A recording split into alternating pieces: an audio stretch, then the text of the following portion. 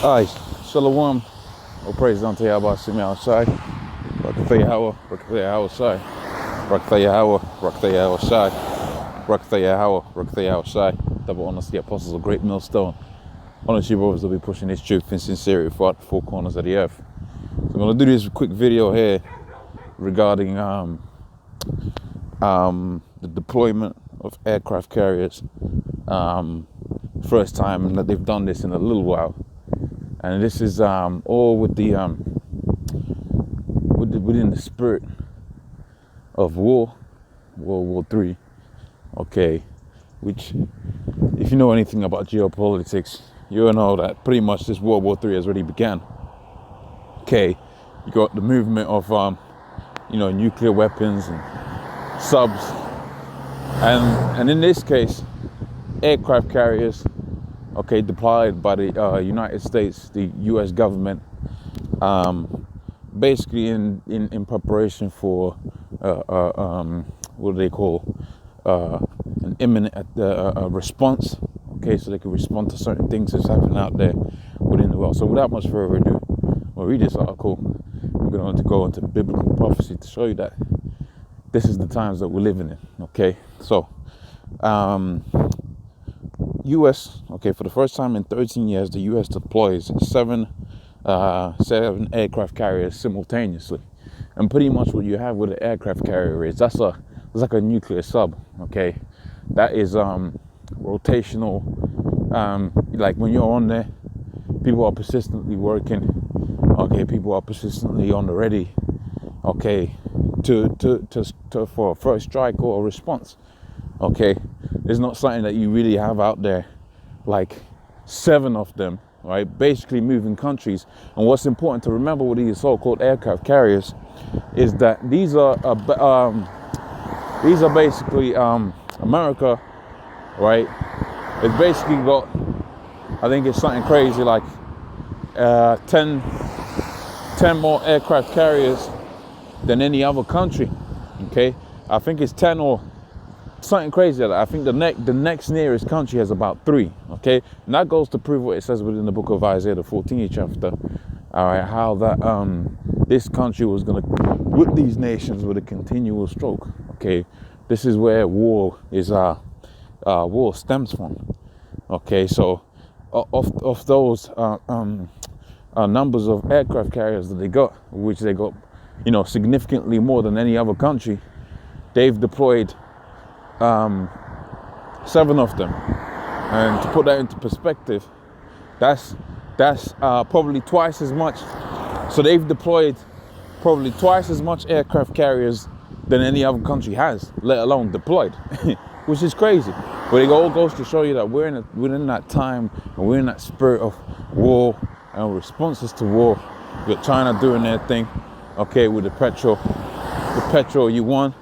Okay, you got America now. They're responding, and as far as the vast majority of the people out there within the world are concerned, they want to carry on lollygagging. In fact, let me get a quick precept within the book of 1 Thessalonians, okay, to show you the general spirit of people out here. This is 1 Thessalonians 5:1, and it says, "But of the times and seasons, brethren, you have no need that I write unto you, right? For you know that for you yourselves know perfectly that the day of the Lord so cometh as a thief in the night." And we're seeing that to what we're seeing. Hey, what's up, man?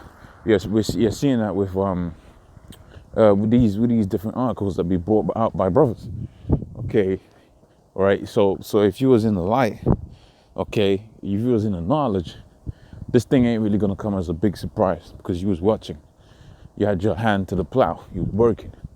But if you are out there, okay, in gross darkness, okay, not paying attention, then you're gonna get caught out there, because these little moves, little steps, really they add to the grander picture of imminent war. So if they say, look, boom, wars broke out tomorrow, well, it's like, no, that's not no surprise to us. You got Russia talking about how powerful their nuclear weaponry is. That's on RT just announced today. You got America deploying their 7 of 13 aircraft carriers. Okay, more than half of them.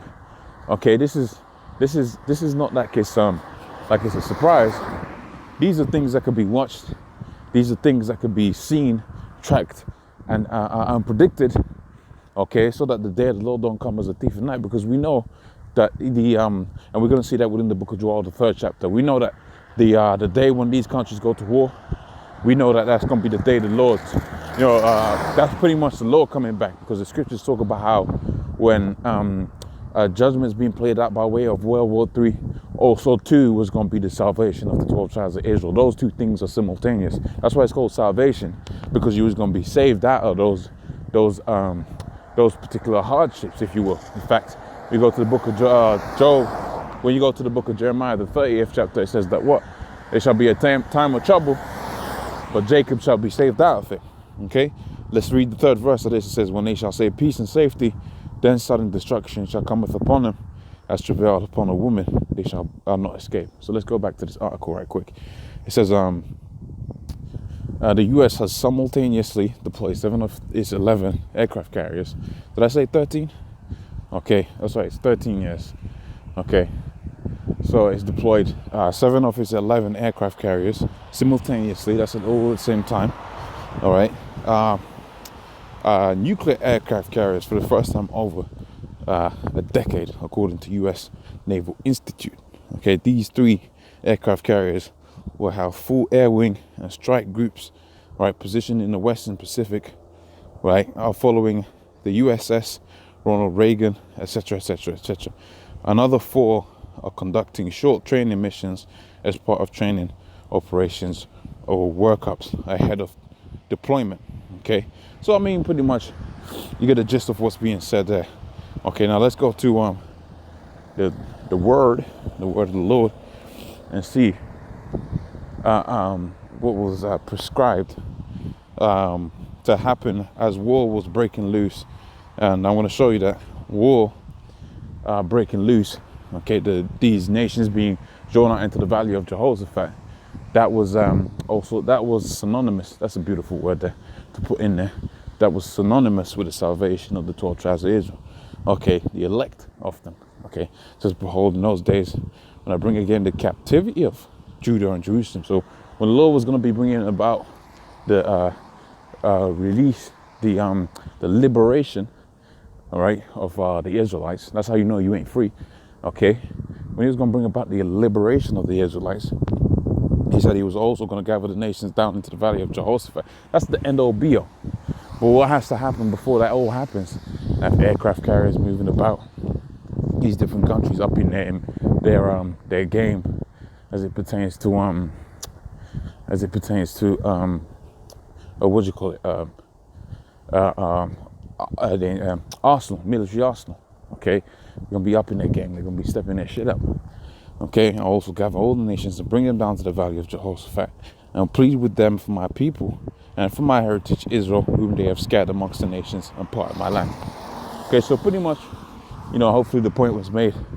Hopefully that was edifying. Okay, stay up, watch.